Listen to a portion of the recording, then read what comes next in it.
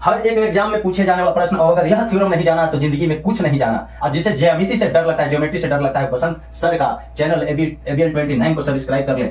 गर्दा गर्दा धुआं ना उड़ा दिया, किडनी लिवर सब पढ़ेगा। देखिए सर्कल थ्योरम है, आप इस फिगर को देख के समझ लोगे कि एक वृत्त है, अब वृत्त के परिधि पर दो बिंदु है ए और बी। ए बी से क्या है, पी और पी भी टेंजेंट है, स्पर्श रेखा। जब एक बिंदु से दो स्पर्श रेखा खींचते हैं, यहां ध्यान दीजिए परिधि पर, तो उसके बीच यहां केंद्र पर भी, केंद्र से मिलाएंगे तो ओए और ओबी त्रिज्या है, ये ध्यान दीजिए। तो केंद्र पर का ई कोण हो गया एओबी, और ये जो दो स्पर्श रेखा के बीच का जो ई कोण हो गया एपीबी। एक्स मान लीजिए चाहे इसे वाई मान लीजिए। ये दोनों का योग क्या होता है, तो आपको कुछ नहीं करना, ये दोनों का योग जो होता है एक्स प्लस वाई हमेशा 180 डिग्री होता है। ये ध्यान दीजिएगा, दो स्पर्श रेखा के बीच, और ये बिंदु से स्पर्श करेगा तो केंद्र, ये दोनों के बीच का कोण 180 होता है। काहे होता है भैया, काहे होता है यह देख लीजिए। जब आप एक जानते हैं कि एक सर्किल में केंद्र से अगर स्पर्श रेखा ये है, स्पर्श रेखा पर यह 90 डिग्री का कोण बनाता है। तो ध्यान दीजिए, यहां पर 90 डिग्री हो गया, यहां पर भी 90 डिग्री हो गया, ये 90 डिग्री हो ही गया, ये 90 डिग्री हो गया। अब ध्यान दीजिए टोटल ओवरऑल पीएओबी, इसको देखकर एक पता चल रहा है कि चतुर्भुज बन रहा है। इसको देखकर पता चल रहा है ना कि ऐसे ऐसे ऐसे ऐसे और ऐसे ये चतुर्भुज बन रहा है। ओ है, ए है, बी है और यहां पी है,